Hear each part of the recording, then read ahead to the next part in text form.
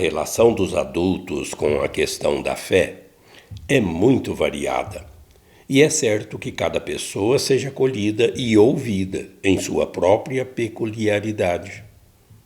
Sem diminuir a particularidade de cada situação, é possível considerar algumas categorias de adultos que vivem a fé em modalidades diferentes. Adultos que creem, que vivem sua fé e desejam aprofundá-la.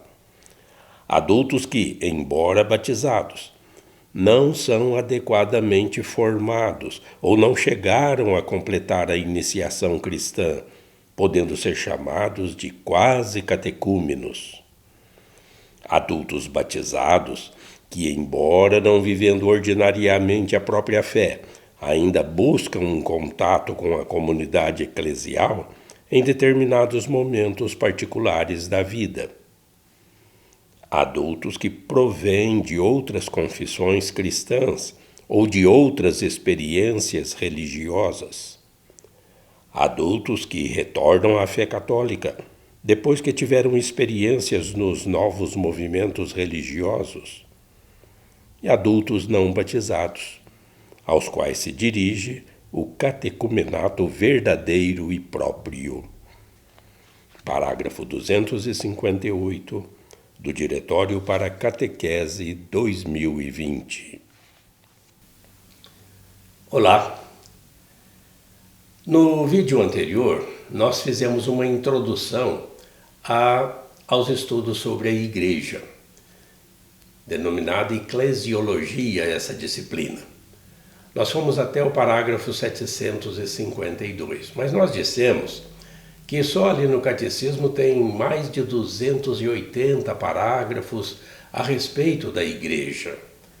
Nós vamos estudar ponto por ponto, fazendo um resumo amplo, não dá para a gente ir de parágrafo em parágrafo, porque nosso curso ficaria bastante extenso.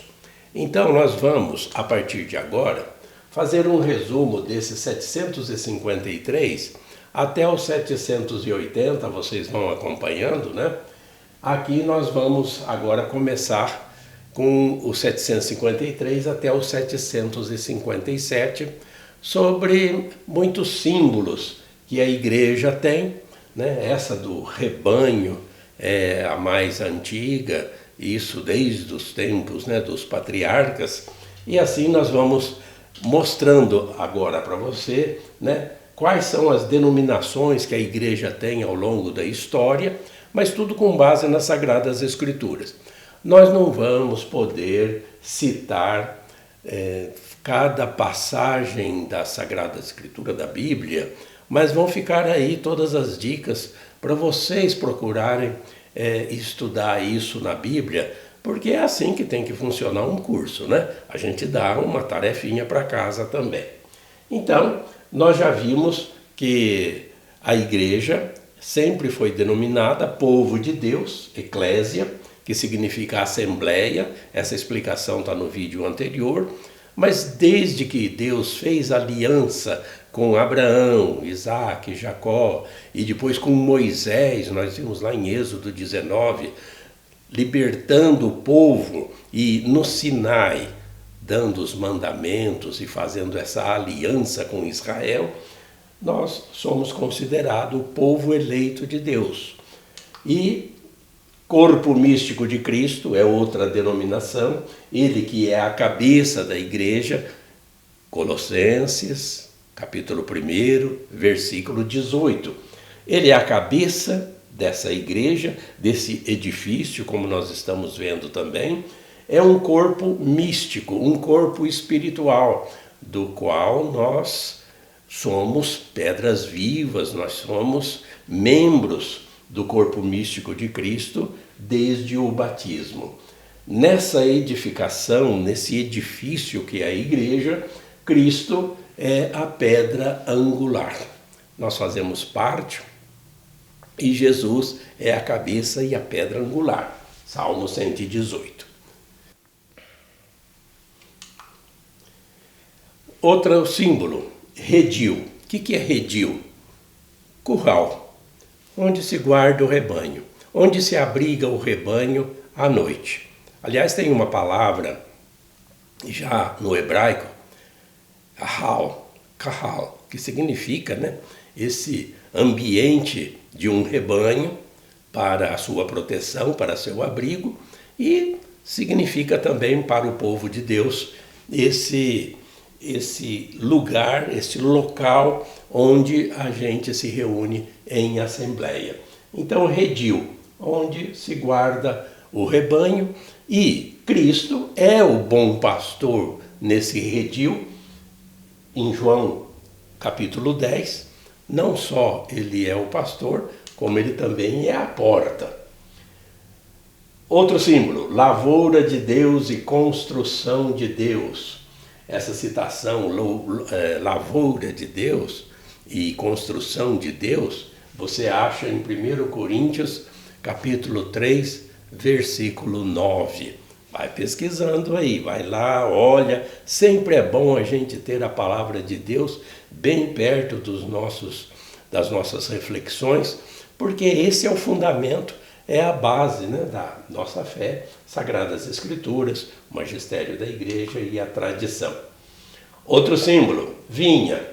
A vinha, as videiras. Desde lá de Isaías a gente já vê que o povo de Deus é a vinha do Senhor, plantada pelo Senhor. E em Mateus 21, a gente vê também uma parábola ali muito bonita a respeito dessa vinha, que é símbolo também da igreja. Aliás, nesse capítulo 15 de João, tem esse ensinamento maravilhoso de Jesus, de que ele é o tronco dessa videira. E nós temos que estar juntos, né, ligados, senão a gente não recebe a seiva. Ele é a videira, nós somos os ramos. Qual é o ramo que produz fruto se não estiver ligado ao tronco? Sem essa seiva, sem Jesus Cristo, nós nada podemos fazer. Casa de Deus, igreja do Deus vivo, 1 Timóteo 3,15. A igreja é a casa do Pai, é a casa de Deus, já aqui na terra, seja lá também no purgatório, como nós vamos estudar um dia, ou lá nos céus, a igreja ela é em todo o universo presente, porque é a casa do Pai. Tenda de Deus entre os homens. Em Apocalipse 21, a gente encontra essa imagem da igreja, né? Como Deus morando com o seu povo, Deus convivendo com o seu povo. Templo Santo, Cidade Santa, Nova Jerusalém, Jerusalém Celeste. A gente encontra esses termos frequentemente nas Sagradas Escrituras, nas liturgias da palavra, nas missas, nas celebrações, não é? Noiva enfeitada para o esposo. Mais uma vez a gente vai lá em Apocalipse 21. Nós estamos como que sendo a noiva preparada para os esponsais com Cristo. Nós temos, ele é o esposo, e que imagem bonita esse de um amor verdadeiro entre um esposo e uma esposa. A igreja é considerada essa noiva privilegiada que tem por esposo o seu Salvador. Ela é também chamada de esposa imaculada, sem mancha, do Cordeiro imaculado. Em Apocalipse 19, versículo 7, também tem essa imagem da igreja. Olha quantos símbolos, né? Nesse pequeno conjunto aí de parágrafos para a igreja, que também é nossa mãe. Já em Gálatas, olha lá, 4:26, nós vemos a igreja como mãe amorosa, carinhosa, prestativa, sempre querendo ajudar os seus filhos no caminho da salvação. E olha, para terminar aqui esse conjunto de parágrafos, o esposo morre de amor, apaixonadíssimo pela sua esposa, ele, para salvá-la, a igreja que somos nós, ele morre de amor por nós. Esses são só alguns, exemplos que o catecismo nos traz de símbolos para a igreja à qual pertencemos. Agora, nesse próximo conjunto de parágrafos, dos 758 até os 769, a gente vê a presença desse povo de Deus eleito na história da salvação. É um projeto nascido do coração do Pai. Nessa origem, fundação e missão da igreja, a gente já vê que Deus, antes da criação do universo, que ele criou do nada, nada existia, mas nesse projeto da Santíssima Trindade, Jesus, o Filho, sempre existiu, simultaneamente ao Pai, já tinha como prefigurado o ser humano. Jesus é o protótipo do ser humano.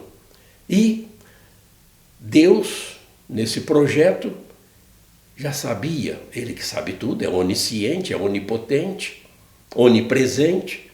Deus tinha esse projeto de amor a compartilhar com suas criaturas, com a criação, não só com os anjos, seres espirituais, já na felicidade também e na glória eterna, os que ficaram com ele, já tendo esse projeto de ter o planeta Terra, um paraíso terrestre para os filhos dos homens, que seriam criados à imagem e semelhança de Deus e do Filho. Então, para que esse Filho pudesse se encarnar e ter aqui uma igreja, já estava tudo na mente do Pai. É um projeto que já está desde o início, desde o começo. Já tinha esse projeto de Deus para... E isso tudo, para que acontecesse, tudo isso os primeiros cristãos e os padres da igreja já ensinavam, que a igreja já era um projeto de Deus desde antes do universo.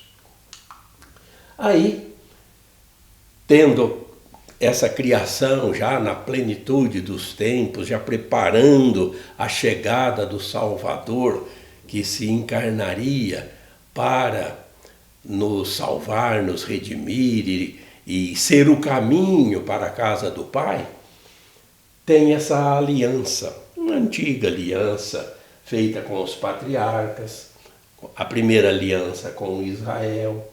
Só que essa aliança, ela termina na condenação de Jesus à morte, porque os seus o rejeitaram.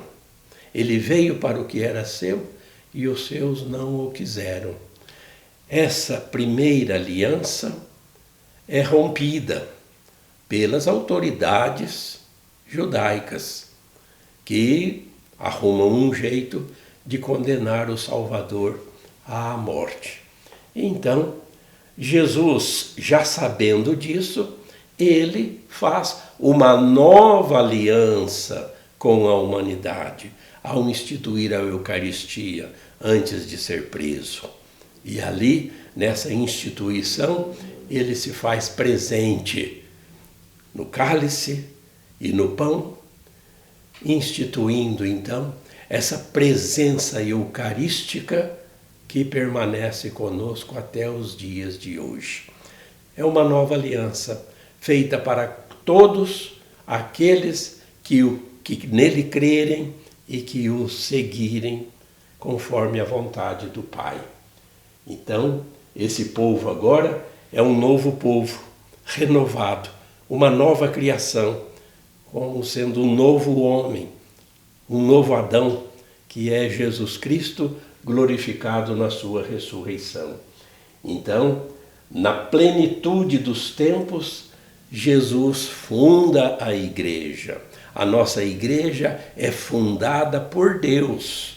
A nossa igreja é fundada por Jesus Cristo, o Filho do Deus vivo. E ele não só prega esse reino que é eterno, mas escolhe o primeiro, nós podemos chamar Papa. Papa, depois nós vamos expandir mais isso, né? Pai dos pais, Pater Patrorum, o pai dessa igreja simbolizada na figura de Pedro. Até hoje, Pedro está em Roma, onde o primeiro Papa morreu. Sobre esta pedra, Jesus, com toda a autoridade que ele tem, porque ele é Deus, ele edifica a sua igreja e as portas do inferno nunca, jamais prevalecerão contra ela. Está bem fundada em cima dessa rocha, né? A pedra, Cefas, a cabeça. E nessa linha sucessória, como nós vamos estudar depois em outros parágrafos, a igreja permanece instituída por Cristo Jesus. Assim como a gente já viu que muitos padres, muitos teólogos colocam o nascimento da igreja naquela perfuração do coração de Cristo na cruz, de onde jorra sangue e água, e ali então nesse amor misericordioso de Deus para com os seres humanos, muitos consideram ali o nascimento dessa água viva e desse sangue redentor, simbolizando a igreja. Mas no Pentecostes, nessa manifestação do Espírito Santo, nós temos, já vimos isso, né, em vídeos anteriores sobre o Espírito Santo, a igreja nasce com a vinda do Paráclito, aquele que é o defensor, aquele que é o mantenedor, aquele que é o consolador, aquele que está com a igreja, é na igreja para sempre até o final dos tempos. A igreja é de Cristo, a igreja é de Deus, a igreja não é do Papa ou dos clérigos ou que seja do povo. A igreja é de Deus. Nós pertencemos a essa igreja não por nossos méritos, mas porque nós acreditamos em Cristo Jesus e aceitamos o seu batismo. Então nós somos adotados por Deus, filhos adotivos, passamos a fazer parte do povo de Deus, da igreja, dessa assembleia de filhos. Então, em Pentecostes, essa igreja recebe essa missão da igreja: batizar e ensinar. É, no capítulo 28 de Mateus, o mandamento. Ide por todas as nações. É a missão da igreja. Ela não pode parar de evangelizar. Não pode. Ela estaria indo contra o mandamento divino. Ela tem essa obrigação de passar para frente, de geração em geração, tudo o que ele nos prescreveu. E ai de quem não evangelizar. Já diz Paulo também, lá desde o início, né? A igreja consumada na glória significa que ela, a Jerusalém celeste, estará sempre presente por toda a eternidade. A igreja, nós vamos ainda estudar melhor isso, não é só essa que está aqui na terra. A igreja chamada militante. Militante porque de batalha, das dificuldades da vida, essa que está aqui como se fosse num exílio, esperando essa glorificação final. A igreja que está no purgatório, a igreja padecente, todas aquelas pessoas que ainda passam por essa purificação, elas são da igreja. Mas nós queremos todos estar reunidos para sempre com Deus, com Cristo, por Cristo e em Cristo, no Espírito Santo, por toda a eternidade. Quando Jesus voltar e renovar todas as coisas, renovar toda a criação, é onde nós queremos estar. A glória, a igreja triunfante. Esse é um resumo rápido dos parágrafos 758 a 769. Se você tem o catecismo, né, com essas dicas, fica mais fácil para você ir lendo lá e entendendo e aumentando mais o seu conhecimento. Nós temos a Igreja do Vaticano. Ela que foi desenhada no século XVI, com todo esses braços abertos, né, que foram imaginados assim para abraçar o mundo todo. Então o Vaticano é um símbolo desse mistério que é a Igreja. E aqui são parágrafos até os 780, falando sobre esse mistério, aquilo que está escondido, que nós ainda não entendemos plenamente, na plenitude, o que só vai acontecer quando nós já estivermos face a face com Deus.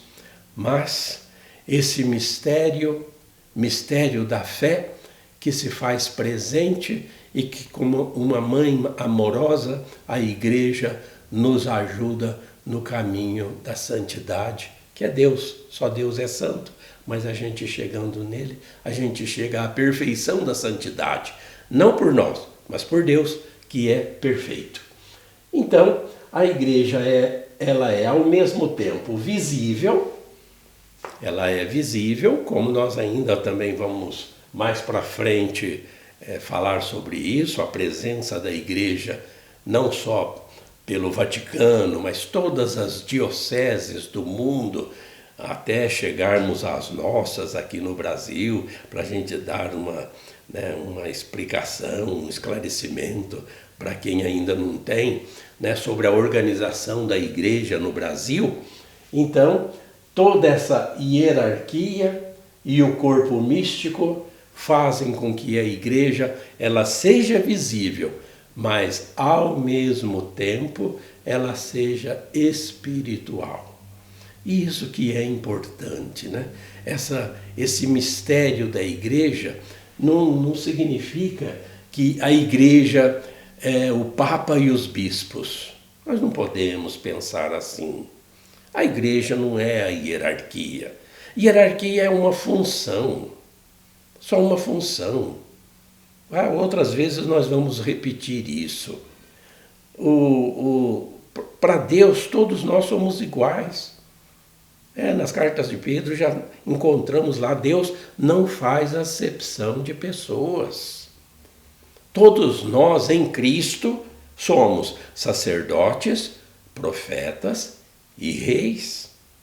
Coisas ainda que nós temos que estudar, mas nós já somos o corpo místico de Cristo, o corpo espiritual de Cristo, essas pedras vivas desse edifício, que é ao mesmo tempo físico, as igrejas, os templos, os locais de celebração, onde acontecem os sacramentos e principalmente a Eucaristia. Então, para que essa organização visível funcione, é preciso que alguns cristãos assumam funções. Alguns cristãos têm que se disponibilizar para fazer isso ou aquilo, de acordo com os seus dons, por inspiração do Espírito Santo que sopra onde quer. E aí ele faz com que cada um, na soma de seus dons, toda a igreja trabalhe. Mesmo que tenha um ou outro, né, como acontece na história, que não cumprem as suas funções, mas isso não desabona a igreja, porque a igreja é de Deus. A igreja é santa, porque é de Deus que é santo, mas é formada por pecadores, por pessoas humanas que estão sujeitas a erro. Mas a hierarquia, podemos resumir assim, é uma função, não que sejam mais ou menos do que outras pessoas que, mesmo na sua simplicidade, têm o mesmo valor para Deus.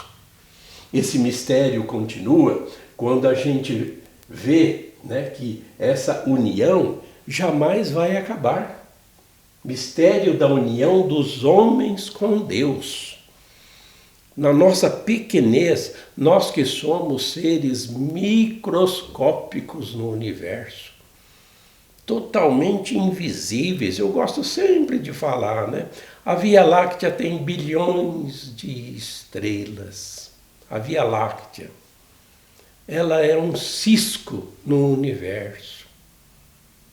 Bilhões de estrelas nem aparecem no universo de tão microscópico que é. Imagina a pequenez do ser humano, mas é esse ser humano que é filho adotivo de Deus pelo batismo. Isso é um mistério incompreensível para nós, mas o único jeito de a gente compreender de alguma forma esse mistério é saber que Deus é apaixonado pelo ser humano.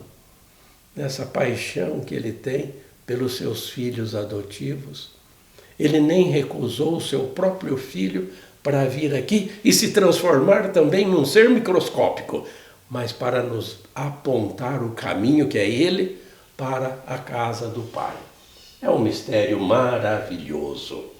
E aí nós chegamos quase que ao final aí desse nossas reflexões de hoje, com essa reflexão sobre a igreja ser sacramento universal da salvação. Desde já, a gente já lança então essa ideia. Sacramento é um sinal que realiza, um sinal que faz acontecer. Não é apenas um sinal estático, como se fosse um sinal de trânsito que está parado lá e ele não faz nada, não. Signos em latim, GN se pronuncia NH, signos, da onde vem significado, significação. Esse sinal que a igreja presente no mundo, a igreja há 2000 anos presente no mundo, ela é um sinal que realiza. Ela é dinâmica, ela não é estática. Dinâmica é uma palavra que vem de dínamo, motor, aquilo que faz, aquilo que realiza, aquilo que age. Então, a igreja, ela realiza o que significa. O que ela realiza? Ela santifica e congrega homens de todas as nações, tribos, povos e línguas. Apocalipse 7, 9. Nessa igreja que é mundial, universal, em todos os tempos e para sempre, né? O Apocalipse já está falando daquela multidão enorme, incontável de seres humanos que aceitaram a salvação e entraram para a igreja ao crerem em Cristo, pelo batismo, fazendo o que Deus quer, promovendo a justiça, a fraternidade, a solidariedade, ou seja, a prática de boas obras, dos mandamentos. Não importa a raça, não importa a etnia, de que tribo vem, de que língua é, não. Todos, um dia, na força do Espírito Santo, vão falar a mesma linguagem, a linguagem de Deus. Que maravilha, a igreja está aí para quem quiser entrar, sempre de braços abertos, convidando as pessoas de boa vontade a aderirem e aceitarem esse convite de Deus para ir morar com Ele para sempre, depois da fase terrena. É isso que nós estamos refletindo neste e nos próximos encontros. Persevere na fé. Aumente sua fé. Conhecendo melhor a Deus, as Sagradas Escrituras, a sua fé aumenta. Fique com Deus. Deus te abençoe.